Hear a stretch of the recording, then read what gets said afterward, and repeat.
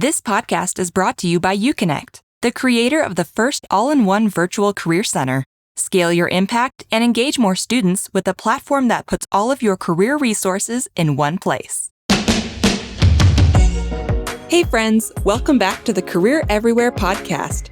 I'm your host, Meredith Metzger, and this week I'm excited to welcome Dr. Dave Merry, the Associate Provost and Executive Director of the Center for Career Equity, Development, and Success at Suffolk University in Boston. In this episode, I talk with Dave about how his team is working to improve career equity, address systemic bias, and provide equitable support for all students. Dave shares what career equity means to him, what specific strategies his team is using to improve career equity, how they measure success, and more. Hope you enjoyed the episode.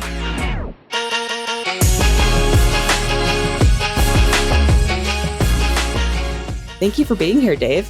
Thanks so much for having me.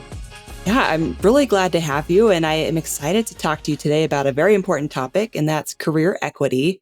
I know that's a huge focus and passion for your team, and you all have been doing some innovative things to improve career equity for your students, and even for students at other institutions through your annual Career Equity Conference, which I know we'll talk about more here in a bit.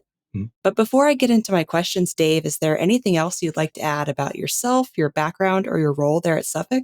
Absolutely. Yeah. I'm really excited to be here at Suffolk. I always say this is my dream job. When people say, how's work going? I say, I'm at my dream job. And so that's how I start every day.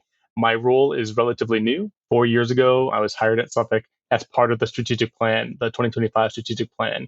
So Suffolk University in their plan put career readiness at the heart of its academic mission. And that's the line that sold me, and a line that I've been able to use. I should get tattooed somewhere. I say, career readiness is at the heart of Suffolk's academic mission. And so since that time, the university has really invested in the Career Center, both in terms of our personnel, going from a team of 5 incredibly dedicated workers, but not enough, to a team of 25. And then also physical location-wise, we are located in a phenomenally visible spot in downtown Boston. And space at Suffolk is more important than personnel sometimes. It is gold in a downtown campus. And so we've been really supported by the university. And so I feel lucky to be in this position. Yeah, that sounds great. And if I'm recalling correctly, you all just opened your physical space, or at least a physical space pretty recently, right? Like right in the heart of downtown.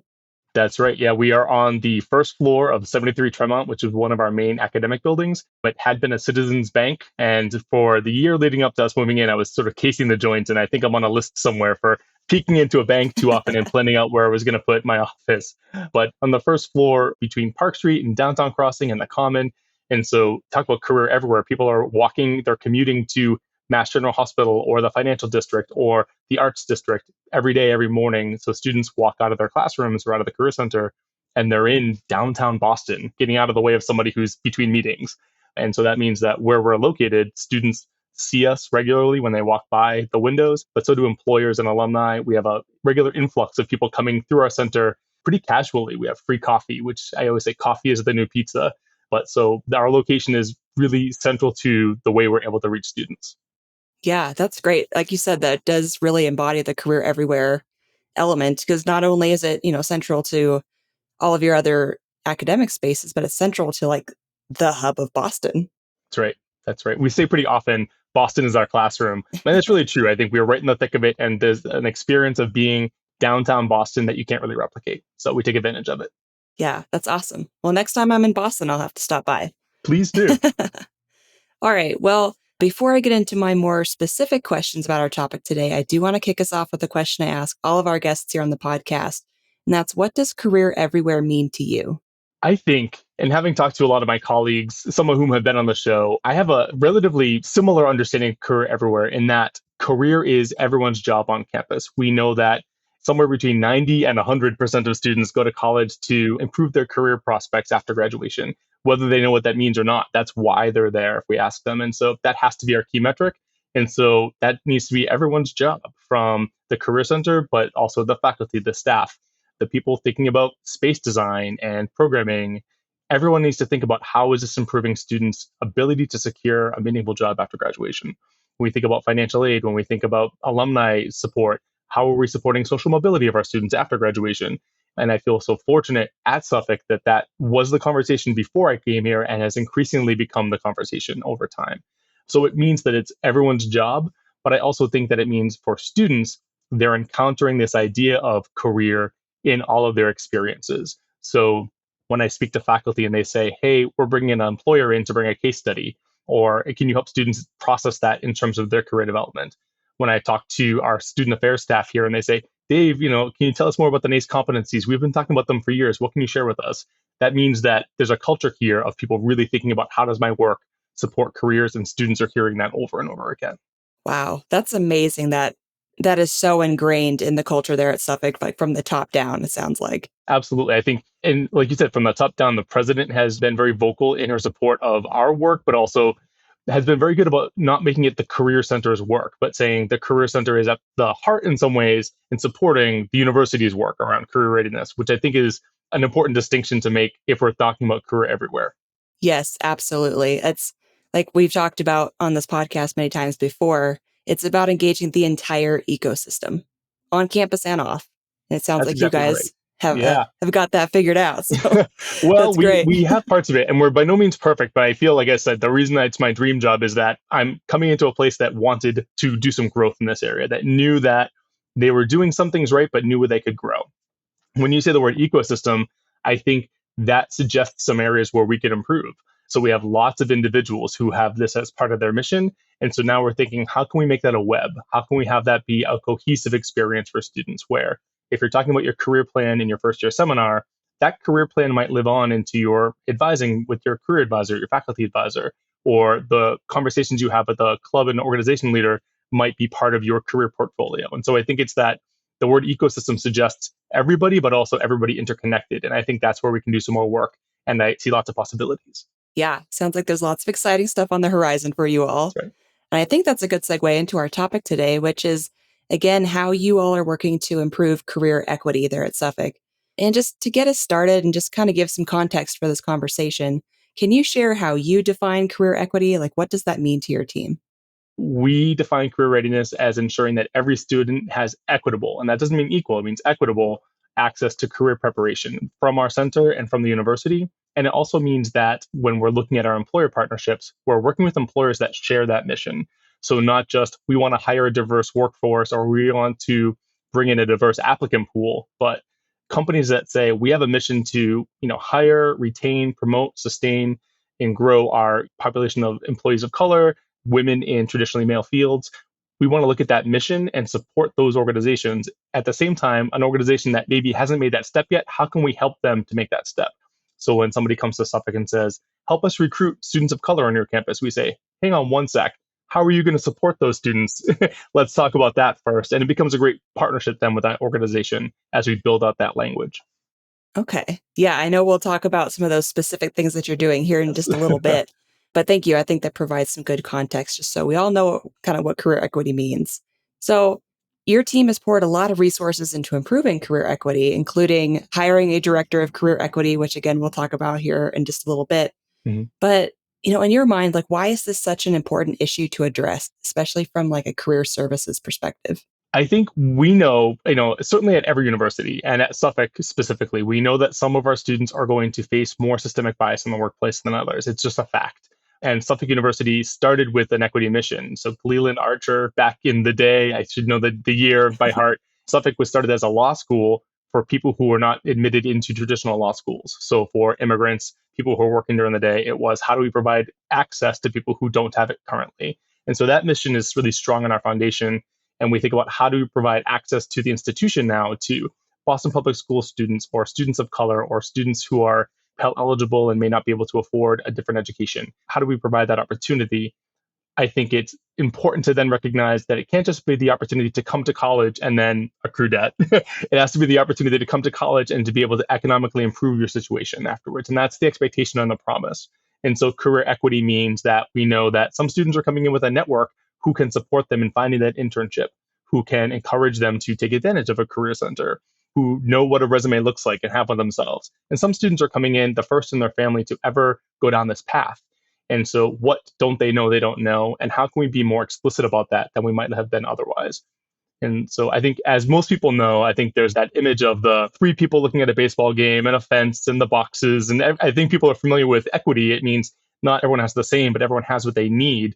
we try to really question, how can we target and tailor our resources in a way that to some and sometimes feels like we are providing more resources to some students. And that's because we recognize that some students need more support or need different support. And that's part of what career equity is understanding that and then acting on it and not saying, we'll just do more generally, because when we do things generally, we support a general, usually majority identity population. But when we call out specific groups and we say we're having a focus group for students of color, or we're working with Latino students in their student organizations, or we are having a women in technology fair or event, when people see their identities called out, they know that we are, specifically named and specifically targeted. And when we work with people on campus who are already allies, when we have a strong connection with our Center for Student Diversity and Inclusion or with those student organizations on campus, that's when we start to make inroads with populations that weren't already using the Career Center at the same levels as their peers. Okay. Yeah, that's great. That makes a ton of sense. And you mentioned acting on these improvements for career equity. So, on that note, here's the big question. How is your team working to improve career equity? I think one of the biggest things, and again, this will not be surprising to many people, it's looking at data, I think is an important piece. So when I came into the center, and this is no one's fault, and I think a lot of different places are like this, I said, well, career equity, how many students of color are on campus? How many first generation students are on campus? And we had numbers like a lot, 20%. And I was like, what's the exact number, based Yeah. on the best data we have? And then we're starting to disaggregate our engagement around that. So to say, where do we have greater or less than sort of median engagement? So are we equitably working with these different populations? Our veteran students are, again, we oftentimes think about our international students as being those who might need some specific career support. What's our engagement like there? When we break those numbers down, it's easier to see some of the low points and to see what's successful. So disaggregating the data as much as possible. How many filters can we put on not just, African American and Black students, but by gender, and seeing that like, wow, our Black men on campus are really underengaged in our appointments. How can we actively shore that up?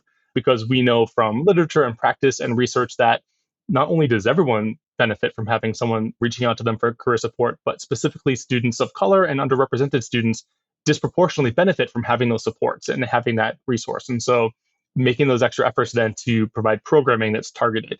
So some of that unique programming, and there are many, and oftentimes it's just a conversation. How can we partner with the Black Student Union, or how can we partner with our VP of DEI on campus to more actively promote our events and target those? Sometimes it's specific events. We have a cohort series called Activate Your Career Plan, which is specifically targeted to one cohort is for first generation students and one is for international students. And so by sort of calling out populations, bringing them in, and having them talk about shared experiences, we can create a safe space to say, again, this is a question, that's something I hear often.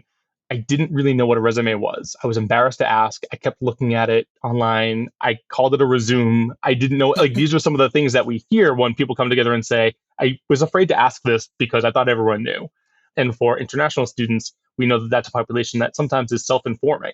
And so, well, we all thought this because we're hearing this from each other. And so when we can reach a cohort of those students and say, let's talk about that together, we can provide some differentiated services there. Okay, so yeah, it sounds like it really started with evaluating the data, looking at the numbers, seeing what the stories were there, and then coming up with some strategies and programming to sort of address any gaps that you had. I'm curious, you mentioned earlier that a big part of your work involves partnering with employers. Can you kind of talk to me about, yeah, what that partnership, that education looks like in terms of career equity? Yeah. So we kind of wear on our sleeve when we're doing employer development that this is part of our mission. I think that's one of the benefits of having equity in our center's name. That was actually a battle that we had to fight early on, not battle, a conversation we had to have early on with the president and other equity oriented folks on campus to say, are you putting that in your name as sort of a marker or as a real value? And so by saying we're the Center for Career Equity Development and Success, that's an automatic ping to employers that this is something that's a value that we're going to talk about. This is something you won't be surprised when we bring this up. So in our onboarding with new employers or in sort of our evaluation of existing employer partners, we oftentimes ask questions and we have sort of a rubric that our director for career equity has helped us to identify around the makeup of your C-suite, if that's an appropriate question, or the career trajectories of employees of color, the retention of our employer resource groups on campus, or what are your policies around non-discrimination? What's your just mission and your core mission as an institution around equity? I'd say that's probably the first question. What's more important sometimes is how is that lived out in your C suite, in your retention, in your actions, in your organization? So by asking those questions, oftentimes we find that, again, the recruiters that we work with, no career center is calling the president of Fidelity and saying, hey, we'd love to hire, we're working with recruiters.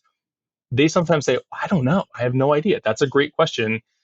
And then it forms this great partnership where they then say, well, we've been able to find this out. We're going to try to offer this. Can you help us? How are other organizations doing this? And we can put them in contact with each other. We can provide them resources through our employer DEI toolkit. So a really great resource. I have to give credit where credit is due. University of Colorado has a great employer DEI toolkit. And we sort of saw that as a model and said, can we create something that's sort of, local for our employers here in Boston? And so it's a toolkit around exactly those topics: how to recruit and attract talent that is from different social identities, but also doing right by them as employees, not just doing it for a metric, but doing it as the right thing to do. And I believe you sent me a link to that toolkit. That's right. Yeah, I think in our prep call. So anyone who's watching or listening, I'll be sure to share a link to that so you can check that out and know what we're talking about here. absolutely. And maybe Thanks. even make your own. Yeah. The thing I love about this podcast and this community and the groups I'm in is it's a very sharing group. So if there's something that Yes. we've done that's working, we want to share it. And I'm certainly happy to give credit where credit's due on all the things that we've appropriated or gotten great ideas from others on. So Yeah, I love that about the career services community too. Everyone is very willing to share their secret sauce. There's not this right. like competitive element. Like, I don't want their students to succeed as much as mine. Like, that's not a thing. That's right. That's right. So I want to go back a little bit to the programming elements. So you were saying you've Mhm. kind of adjusted some of your student facing education and outreach. What are some examples of different types of programming you've launched recently to address career equity? We have those cohort programs where, again, we think that students oftentimes learn no event is going to teach any student or anybody what they need to know, no one event. And so having something a little bit more longitudinal is great no matter what. And we want to target those for students who we know we want to sort of capture the attention of and who might benefit most. So our cohort programs, Activate Your Career Plan, are one of our biggest successes. Those partnerships happen with our Office of International Student Success and our first generation student programs. So that's a partnership already to sort of get the buy-in, get the word in the street to those students. We have lots of individual programs around bringing in alumni of color. So a Black men's panel of alumni who come and speak about their career journeys and the opportunities that they took advantage of. We have First Generation Week, International Student Week. For each of the months, we have a Heritage Month event. So whether that be AAPI month or Disability Awareness Month, we bring in alumni and employers and organizations in the community that support employment opportunities for those populations, not again as a social event, but really as a networking and learning event around, here are the resources in the Boston area. And again, we're blessed to be at the corner of the common to say, well, spin around in a circle, and here are the organizations that are here to support hiring veterans, hiring women into technology. It's really, our ability to form partnerships with people on campus who are already working with key populations, who already have the trust and best interests of some of those student populations, that we needed to really earn the trust of those folks. How are we doing right by our students and not just being a nominal supporter of equity? We have the receipts at this point, which is great. And so we have those partners, and that's where a lot of the benefit comes, not from the work we do, but from the partnerships we've been able to make. Yeah, that makes a ton of sense. And I hear that from a lot of career leaders on this podcast, like how important those partnerships are with other stakeholders, other departments, the folks who really have that expertise in a specific subject matter. So that makes a ton of sense. Mhm. You mentioned your director of career equity. That's a specific position that you hired. And I would love to hear more about that, like who you hired, what the role entails, why you decided to open this position. Definitely. So I was given a really unique situation when I joined Suffolk first of all, in July of 2020. So I had What not a been to the time to campus. change jobs. It was really interesting. I interviewed on Zoom and everybody was still learning Zoom. I interviewed in March of 2020 and never came on campus, even when I started. But my mandate from the 2025 strategic plan was to hire a team. But it didn't give a lot of structure. It gave some, like, it should be industry specific in some ways. There should be an arm that's looking like a career communities arm. There should be this and that. But then it was sort of, and here are some other lines. What are we going to do here? And again, in hearing more about the mission at Suffolk, learning more about the population and the goals of the institution, I said, somebody needs to wake up every day and think about this. It needs to be all of our work. But sometimes when something's everyone's job, it can be no one's job sometimes. And so who's going to wake up every day and say, no, no, no, no, no, we need to reevaluate, or That's great. Let's do more of that. And so I built into we have a few directors in our team looking at different strands of work, whether it be sort of our curriculum and education or our employer engagement and career communities. And on the education side, I built a role around career equity and kind of thought what that might look like. And when I shopped it around the university to say, here's what we're thinking about building, what do you think? I heard from a number of people that like, that role needs to be a director. And I great, thank you. Let's get. And Yeah. so supported like here's some more funding to elevate that role to be at a director level. And so that was again, I was nervous to say like, what do you all think? And they said, not only is that good, but you've underplaced that position in your org chart, Dave. So that was wonderful. And so we were so fortunate to have amazing applicants, and Ade Beneweka has been in that role since its inception. She joined us from UMass Boston and has been a career educator in her previous roles and with a real focus on equity and access. And so in her role currently, she does do some advising, certainly, but her main role is to support our center's efforts. She always makes it very clear that she is not the career advisor for students of color. And on her team, she has an associate director who works on our international student interests. That is not the international student advisor. They advise international students, but they're supporting our entire office in terms of making sure we're educated. We're doing the work continuously. Once a month, we have an equity and access team meeting where we explore an issue, whether it be about our own identities or around employment issues around identity. And we're consistently sort of problematizing our work. What are we doing in our work that still might not be inclusive? What are we doing in our work that still is not providing full support or outcomes to some of our students? So that's the question that Ade keeps asking.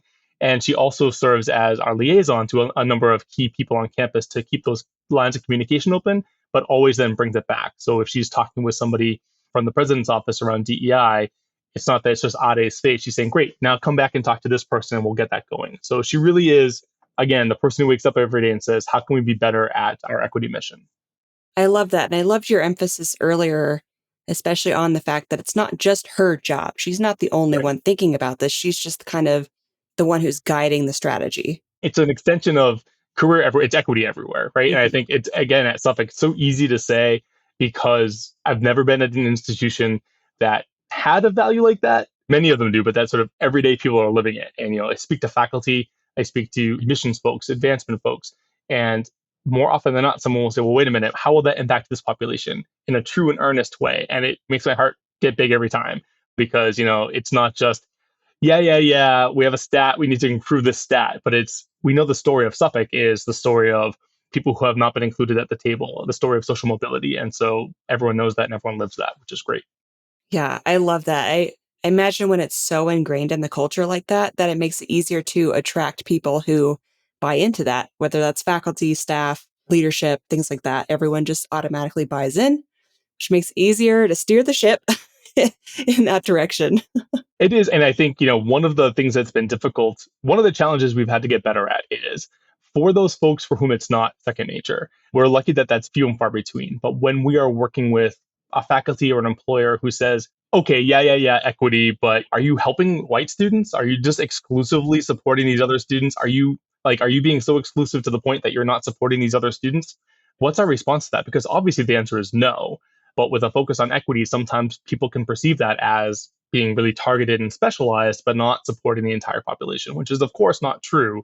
But we had to sort of think about our messaging around how to educate those folks. And again, been very lucky that it's not a frequent conversation, but it's one thing to sort of act equitably and sort of build that into your practice, and then another to explain that to others and to bring others into that conversation because it's important. We can't just say this is what we're doing and deal with it at a university. You have to say, here's what we're doing and here's why. And we'd love for you to understand it so you can help us with that.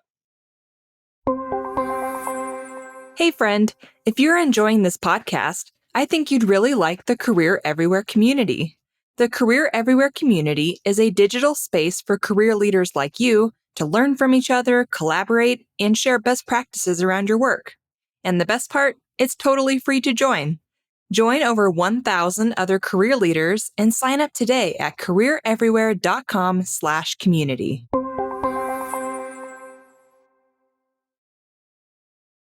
On that note, I'm curious, what is your response when you have those conversations, just for other career leaders who, especially in certain states who may have to have those conversations more frequently? I'm curious what your response is.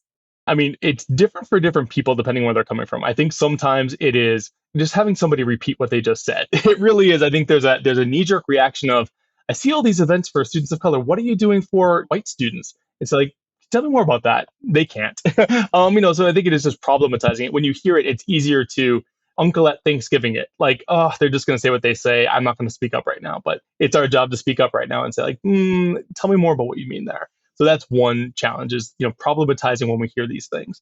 Another piece is just bringing up the data. For a lot of faculty, it is kind of proving to them that there is inequity in the workplace, which it's sort of like proving to flat earthers at some point. You're like, you got to just know this somewhere. But to show some of the statistics around hiring bias, around name bias, around some of these implicit biases around how folks change the criteria upon which they're making their decisions in hiring based on the gender of the applicant.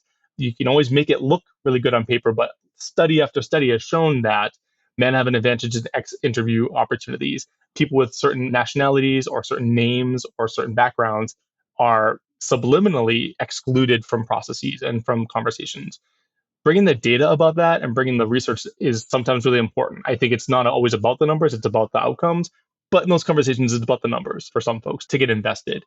And then I think other times it is sort of asking what it would look like to that person to say, well, what would it look like if we were supporting all students? Because again, that's what it is in actuality. Equitable support is supporting everybody and supporting those who need more support more. And so it's easy to, again, we have our receipts, we have our data around our engagement, and that we've been able to make it so that our engagement is pretty equal across IPEDS, racial groups, IPEDS genders, first gen and non first gen. We have disproportionately high, actually, international student engagement. That's a population that, because oftentimes when something is not a good service, the word gets out. And when something's a good service, the word gets out. And so we've done some good work supporting international students such that they're coming back. But it doesn't mean it's not it's not pie. It can seem like pie sometimes where there's only so much, but it doesn't mean that we're not supporting our, white male students. And more so, we are providing them more services. When I think about majority identity students, myself being one, I certainly, when I was in college, I didn't know I had a race until, I was sort of problematized about that. And thinking about, what does gender mean? I thought like, well, I got what I got. I worked really hard for it. And then for people to sort of problematize that for me was a big part of my college experience to say, you need to think about this. And so when we're educating students now, how do we help the students, especially those who have those majority identities, think about, well, what is inequity in the workplace and how might I be contributing to it unknowingly? And how might I support my peers, my colleagues to be more equitable as a coworker, as a leader in the field? I think there's a lot of work to do because oftentimes we put it on the shoulders of the people who are marginalized to fix the problem. Hey, let's have some more workshops for people who need support. Hey, let's do some more time and more work and more meetings that you have to overcome the systemic bias that you're facing. And so that's part of it. Those resources need to be there. But a big part of the responsibility also is educating everybody. Everybody brings, something to the table, but specifically those who might have more privileged identities. What can you do to be more inclusive in the workplace such that we're not having this conversation as often in 10, 20 years when you're a leader in the workplace? I think a lot of the things that we face are people who have not really examined their own identities because they didn't have to. And they think like, why do we have to think about this now? It's because no one ever asked you about your race or your gender because you're a white man. And we want to have those conversations with students.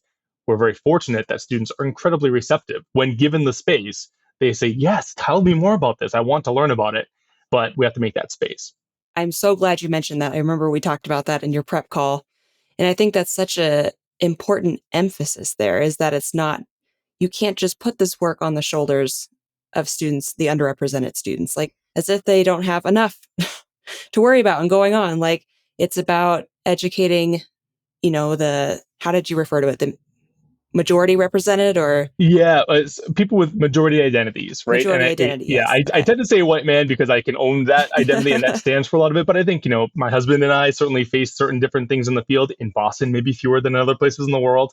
I do sort of own, sometimes that helps give me a perspective. I think about, well, in areas where sexual orientation comes up, how might I feel like this would be marginalizing me? But I certainly walk around as a white man most of the day. That's the identity I wear. And I think for a lot of people, they wear an identity that they don't think about because it's a majority identity. It's the one the world was built for. That's what we think about privilege. That's what that is. And so, how do we, for everybody, but there are some key identities that we know play a big part, gender being Hmm. a big one. Yeah. Look at a wall of presidents and talk to me about gender equity. So, how do we sort of own that and talk about that? It wasn't because they were the best person for the job out of the whole country. It was because let's talk about that. Yeah. And what does that look like in the workplace today? Yeah, I think that's obviously super important. And I do remember in our prep call, you mentioning that, like, not only is that kind of, education on systemic bias the right thing to do and helpful in terms of just addressing systemic bias as a whole, but it also gives those students kind of an advantage in terms of going into the workforce. If I recall correctly, you were saying like That's right. employers, they want students who understand that some of these nuances. Yeah, I think that's right. And one of the things I find challenging in my role is that often I'm talking to students and my team, and at the heart of our work, what's important to do. And I'm also talking to admissions and employers and presidents about, look at our numbers. And so, well, both can be true. Both things can be true. It can be the right ethical thing to do to teach everybody about how to create a better world, right? That can be the right ethical thing to do. And in so doing, we're preparing students to answer these questions in an interview to say, what does creating an inclusive workplace mean to you? And for a student who's never thought about it, they might say, like, I think, yeah, it's really important to be, inclusive. And they go, great, check. But somebody's like, actually, I've thought about this. I know who I am. I know what I can do. I know what it looks like. That not only is an incredibly important skill, but it's a skill that a lot of people who are not newly entering the workforce lack. They know they lack it. They say, like, oh, I know I should probably be working on this, but I don't even know where to start. To hire somebody who says, I do, is incredibly gratifying too. And so there's a lot of value there on the, it's what is it, the business case for diversity. It's the right thing to do. And also, did you know your profit shares will go up if you? And so both things can be true. Just one is more meaningful to me, and the other is a nice byproduct of that. Right. Either way, benefiting students. So I guess that's a Exactly. win-win. Mhm. Okay. Well, you've shared several of the things that you're doing to improve career equity, but I do want to touch on one more, which is your annual Career Equity Conference. Can you tell me a little bit more about that and why you started it? Yeah, no, I think it's been such a great success. We had our first in 2023, second in 24, and it's Ade Bianaweka, our director of career equity, and I realized sort of on the same one-on-one meeting, we were like, hey, I've been thinking about this. Well, me too. And we sort of said, we should get people, we should have a conference. And we had both been sort of mulling over this idea, which was one of those funny, great minds or crazy minds think alike conversation. But it was we had felt like we were getting maybe to an insular place where we were doing what we thought was best because we had been doing some good stuff. So, how do we bring more ideas and minds to the conversation? How do we create those connections that are so important? How do we raise the level of the conversation, the importance of the conversation to the level of not just a meeting, but something a little bit more systemic and lasting? And for all those sorts of reasons, a conference is really the vehicle for that. I won't lie and say that, like, it was a great opportunity for Suffolk to show off like this is something we're thinking about quite a bit and that we think we have a lot of resources around. So that was one thing that in my leadership role, I thought like this is a good thing for our institution. But at the end of the day, it was good because we brought employers, we brought organizations, so nonprofit organizations that are thinking about specifically identity specific employment issues, but just employment equity overall. And then, other career center leaders from around the Boston region. So we brought all those folks together to say, how can we improve our work here together? And the actual hows that came out of that were wonderful, but the connections that came from there, I think, were even more lasting to say we need to do more work together with this nonprofit, or we need to do more work together with this employer organization. And so that's like any conference. One of the main values of it is who's in the room together, who's discussing this important topic together. And so it's been one of the more visible manifestations of our equity mission. Very cool.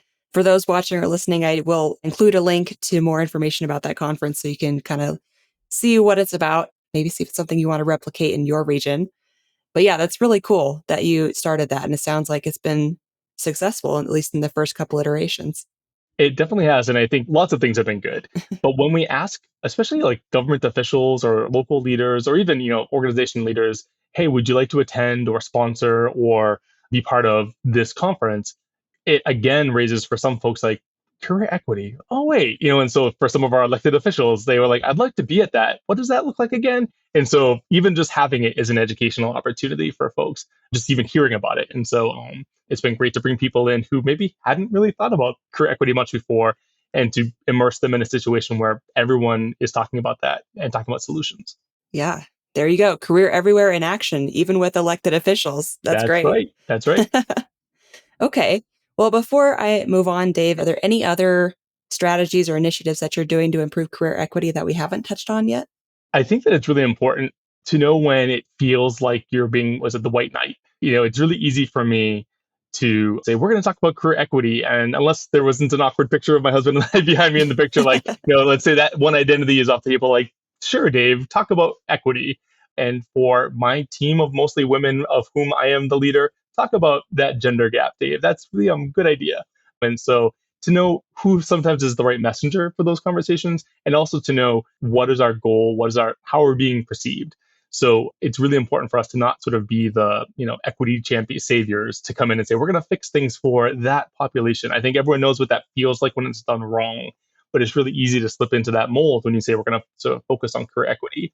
And so partnering with our partners on campus, but also having a really good bead on the students who are in leadership roles, thinking about identity groups. So thinking about who's the president of the Black Student Union, who is the president of the First Generation Association on campus or the Veterans Association, and speaking with them, because those are people who have elected to be in a role where they're speaking a bit for their identity. I think it's a big miss to have a panel of students of color and say, well, what do students of color need? That's again sort of marginalizing and asking people to speak for their whole identity.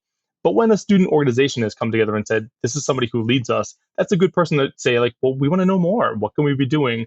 What is a barrier right now for you? And those conversations have been incredibly fruitful, even when originally, for some of them, it was incredibly maybe fractious to say, this is the first time we've heard from you, Career Center. Where have you been? And that was us. It wasn't helpful at that point to say, well, we're all new people now. Sorry. It's just, you have to sort of say, you're right. That's exactly right. And then to sort of own that and say, well, not, what can we be doing differently now? And that has yielded some of our best success. Because again, it's about your programming, it's about your numbers and your data, but it's really about the trust that you build with the people you want to serve. And so that's helped us build that trust. Yeah, absolutely. I'm glad you mentioned that because I think that's a really, really important element to all of this work and something to keep in mind for our viewers and listeners here on the podcast. I am curious, when it comes to improving career equity, how does your team measure success? That's a great question. And I would love a lot more. I would love more data. My team's always saying, I want more data. And I think, well, what more could we get? But I want it too. So we measure success. We have leading and lagging measures. Some of our leading measures are our engagement stats. I think like any career center, we don't want to wait till the final exam of finding a job to be like, how did we do? And so we have certain metrics like, internship engagement, which again, we're trying to get better at measuring. That's still a little bit scattered across faculty and departments. Internship engagement with our resources and our programming in the center. We also utilize skill survey, and we're sort of thinking about other ways that we measure students' career readiness in terms of the NACE competencies, and we can disaggregate that around identity and population as well. So are we supporting students equally in building up those key competencies? So the more that we're able to disaggregate these key points of data, we can see there are fewer first gen students doing internships.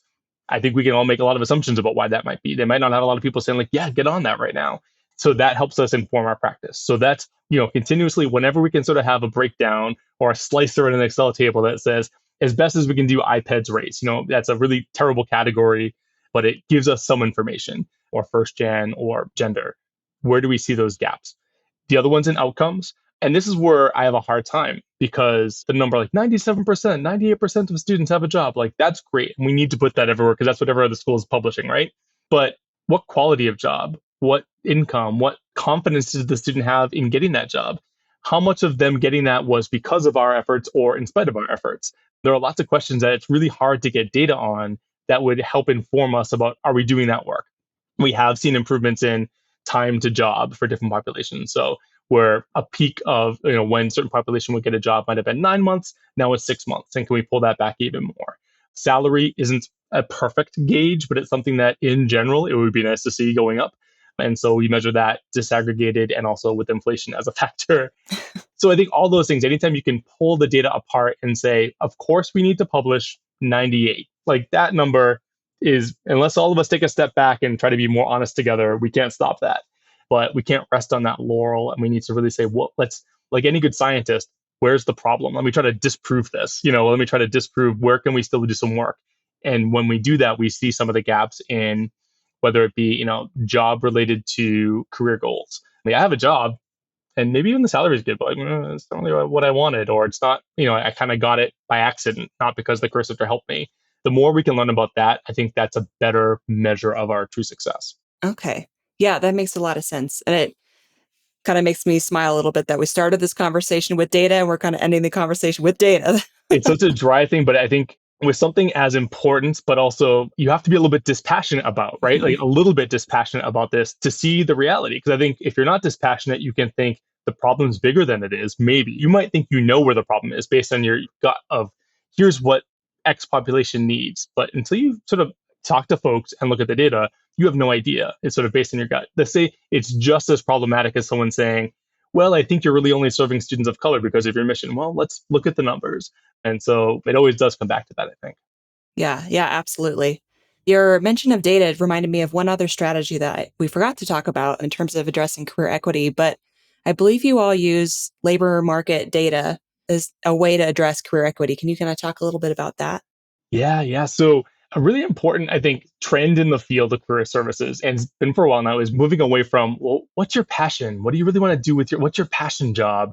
Which is such an unhelpful question now that we all think of it. We have two young kids, and my husband would say, like, what do you want to do when you grow up to my kids? I was like, stop asking them that. Or what are you passionate about? Because I think it's more, there are deeper questions. So when we're looking at supporting students who maybe haven't been in an environment where they were told they could be lots of things, or maybe weren't given a lot of role modeling about what it looks like to have lots of career opportunities, making sure that they know the full spectrum of what's available to them. So based on your values, your interests, your skills, you might think that you know exactly what you want to be, but based on the labor market insights tool or other things like that, Uconnect has an amazing interface for that. Let's look at, well, what's the career outcome look like for that? What's the salary look like for that? What does that mean over time for you? And what are other ways you could live out that skill, passion, mission, and maybe have a different outcome in terms of your overall income, your overall career prospects? It's a tool that, not to help pigeonhole somebody into a new or to dissuade them from taking a particular path, but to say, you might not have known of these other paths. You might have these interests, but not know the wide array of ways that you could implement them in a job. But we also feel like it's our responsibility to give you all the details around what's the future of that job hold for you economically, financially, job security wise. And that's what that tool has helped us to do. And I think of that as an equity tool because not everybody has a background or a resource like that in just their personal experience or the expectations that they're coming to college with. And so we're still wrapping our heads around that, around telling a student, you might think you know what you want to do. We all might think we know what we want to do, but it never hurts to have more information to kind of really examine that and to think about other options and to think about the future of those options. Yeah, absolutely. I love that element of the labor market insights tool is the job market projections, like the Hmm. Hmm. demand for this particular position, estimated compensation over the future, what skills are in demand. Like it's really good information to have. It's really good. And I think some of the key takeaways when students come to, and again, our approach is never, you want to do something that's low paid. Let us bring you to this tool so we can change your mind. But it's, you have these interests. Let's really explore the full breadth of how you might deploy them. Right. And I think Mhm. students then are exposed to things like, I didn't know we had a sort of market projection for this into the future. Like, oh, no, we do. And then they're sort of dug in. I think not only is it good information, but it's displayed in a way that people kind of want to, it's like when you learn your zodiac sign and you kind of want to like find out more stuff about it.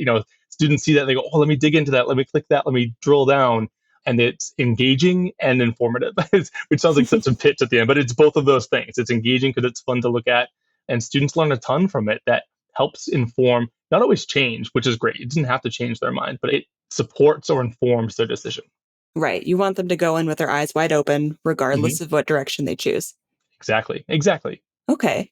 Well, Dave, I know we're kind of coming up against time here, so I'll start wrapping us up. But is there any other parting words of advice or anything else you'd like to add on our topic today? I think that as a Center for Career Equity, Development, and Success that has a career equity conference and a director of career equity, it can feel like, it can seem like, I certainly would never want it to seem like we've figured everything out. What I hope it means is that we continue to ask ourselves these questions about how to do better. And certainly there are things we have not figured out by the nature of the topic and the issue. And so I think I would never want a school to think, Suffolk sort of has this wrapped up altogether. And I would never want a school to think, well, we haven't done anything with this, because I think every institution, whether you put it in your name or it's explicitly in your mission or you have a director or numbers, every institution is thinking about this. And so I would never want it to be like, we're the first on the block to think about equity. And that's certainly not the case. And so there are lots of ways to learn from other schools around and lots of things that we still have to learn too. Yeah, well said. And on that note, if people would like to connect with you or learn more from you, where's a good place for them to do that?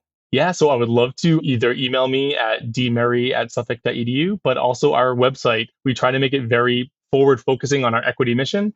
So just the Career Center website in the show notes description is a great place to find, our links to our conference, links to our employer equity toolkit. Some of the other ways that we think about equity are our student stories. Are we representing an array of student identities, student job paths? And so we have our career chronicles on there. And so a way to sort of see the different ways that we try to showcase our equity mission to external audiences, that's a great place for that. Cool.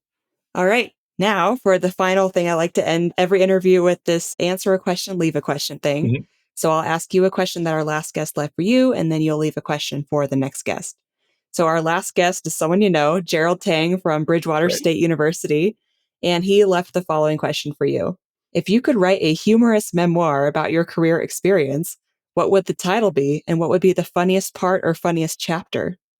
Yeah, that was, first of all, Gerald Tang is phenomenal. And talking about sort of giving back, he hosted everyone in the region over at his university, all the Career Center directors. He said, come on down, we'll give you lunch and we'll just share all our resources together. And so Gerald's fantastic. A big shout out to him.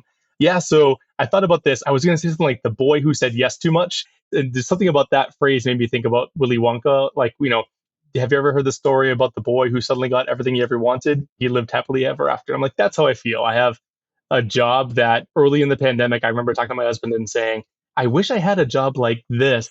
I don't know if that's ever going to be there. And then by the end of the pandemic, I was in it.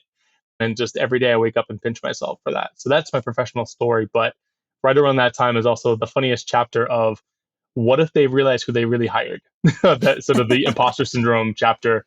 There are pictures around the internet of me when I had first gotten the job, again, mid-pandemic. So I gave myself a haircut in the mirror, and my husband took a headshot of me, and I had grown my beard out, and I smiled like very Dave Merry style. And he said, "You're an associate provost now." And so I was like this, and it was my imposter syndrome coming out in this awful picture of me that represents everything I thought I had to be in this role. And it turns out that everything that I am, everything that any of us are, is why we're supposed to be. We don't have to sort of fit a mold. And so the more I tried to be that, the less successful I was. And so that was sort of a funny chapter of like, what if they find out that I'm sort of a lovable goof in some ways? And they're like, well, that's been a part of your success, so keep it up. So, yeah. I love that. That's great.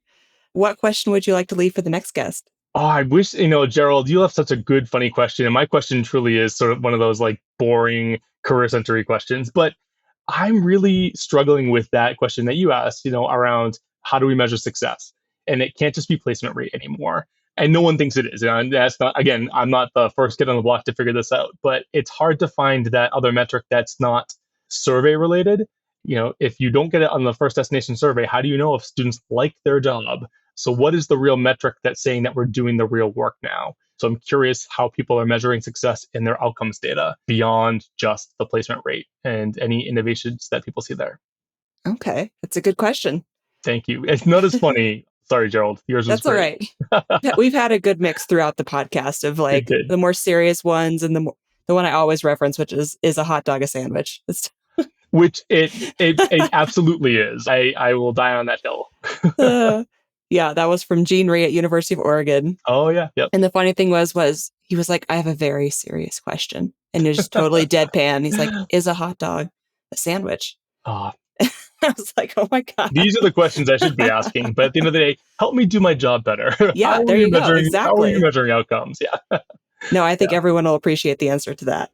All right. Well, Dave, thank you so much for taking the time to join me on the podcast today. This was a great discussion. I really appreciate you sharing kind of high level how you think about things, the tangible things that you're doing, and just being willing to get vulnerable with all of us today. So just thank you very much again for sharing your time. Thank you so much. It was a pleasure.